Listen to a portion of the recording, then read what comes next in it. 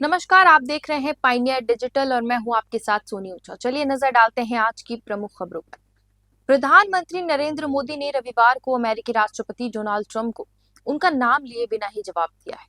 मोदी ने बेंगलुरु में कहा, भारत दुनिया की तेजी से बढ़ती इकोनॉमी है। हम 10वें नंबर से टॉप 5 में आ गए हैं, जल्द ही टॉप 3 में आ जाएंगे।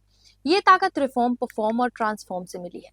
देश की उपलब्धियों का परचम आसमान में लहरा रहा है। दरअसल अमेरिकी राष्ट्रपति ने 31 जुलाई को भारत पर 25% टैरिफ लगाते हुए भारत और रूस को डेड इकोनॉमी बताया था। ट्रंप ने कहा था, भारत और रूस अपनी अर्थव्यवस्था को साथ में लेकर डूबे, मुझे क्या।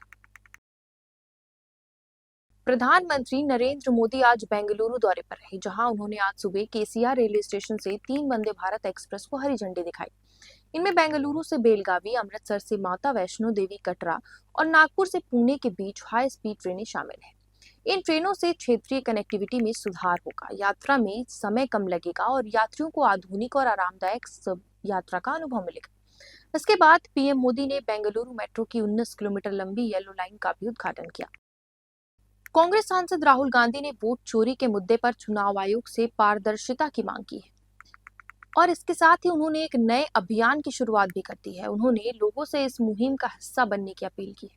कांग्रेस सांसद राहुल गांधी ने सोशल मीडिया प्लेटफॉर्म एक्स पर एक पोस्ट में लिखा, वोट चोरी एक व्यक्ति एक वोट के बुनियादी लोकतांत्रिक सिद्धांत पर हमला है। स्वतंत्र और निष्पक्ष चुनाव के लिए साफ सुथरी मतदाता सूची अनिवार्य है। चुनाव आयोग से हमारी मांग साफ है, पारदर्शिता दिखाएं और डिजिटल मतदाता सूची सार्वजनिक करें ताकि जनता और राजनीतिक दल उसका अपडेट खुद ले सके। नेता प्रतिपक्ष तेजस्वी यादव के बाद अब डिप्टी सीएम विजय सिन्हा के भी 2 एपिक नंबर मिले। मतदाता सूची में विजय सिन्हा का लखीसराय और पटना के बांकीपुर विधानसभा से एपिक नंबर दर्ज हुआ है। दोनों में एड्रेस और उम्र अलग अलग है। नाम और पिता का नाम एक ही है, लेकिन वोटर आईडी में पिता का नाम स्वर्गीय शारदा रमन सिंह लिखा है। हालांकि डिप्टी सीएम ने 2020 के एफिडेविट में अपनी उम्र 54 वर्ष और address examine road, Pushpa Bihar apartment बताया था, लेकिन वोटर लिस्ट में ये दोनों ही एड्रेस नहीं। भारतीय रेलवे लगातार अपने नेटवर्क में तेज गति वाली आधुनिक ट्रेनों को जोड़ रहा है और इसके कारण देश में ऑपरेशनल वंदे भारत ट्रेनों की संख्या 144 हो गई है। यह जानकारी केंद्रीय मंत्री अश्विनी वैष्णव की ओर से दी गई। केंद्रीय मंत्री अश्विनी वैष्णव ने राज्यसभा में पूछे गए एक सवाल में कहा कि सरकार का ध्यान रेल इंफ्रास्ट्रक्चर को आधुनिक बनाने पर है।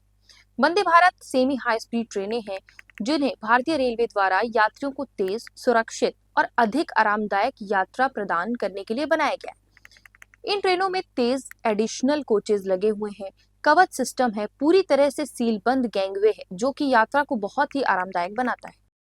अमेरिकी राष्ट्रपति ट्रंप 15 अगस्त को अलास्का में रूसी राष्ट्रपति पुतिन से मुलाकात करेंगे ताकि यूक्रेन में चल रहे युद्ध को खत्म करने के लिए बातचीत की जा सके। इन दोनों नेताओं के बीच यह बैठक सफल रही तो 3 साल से जारी यूक्रेन जंग खत्म हो सकती है। ट्रंप और पुतिन की मुलाकात होती है तो यह पहली बार होगा जब दोनों नेता अमेरिका की जमीन पर मिलेंगे। रूस ने पहले पुतिन और ट्रंप से मुलाकात के लिए यूएई का सुझाव दिया था, हालांकि बाद में ट्रंप ने बैठक के लिए अलास्का को चुना। इजराइल के धूर दक्षिणपंथी नेता और प्रधानमंत्री बेंजामिन के मंत्री इतमार मेन गिवर ने प्रधानमंत्री बेंजामिन से फिलिस्तीनी अथॉरिटी को तत्काल खत्म करने की मांग की है।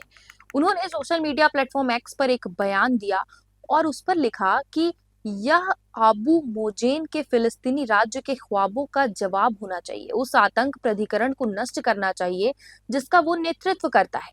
द टाइम्स ऑफ इजराइल की रिपोर्ट के अनुसार बेन गिवर का यह बयान अली अरबी अल जदीद अखबार की एक रिपोर्ट के बाद आया। इसमें कहा गया था कि महदूद अबू मोजेन इस साल संयुक्त राष्ट्र महासभा के दौरान एक फिलिस्तीनी राज्य की एक तरफा घोषणा करने पर विचार कर रहे हैं।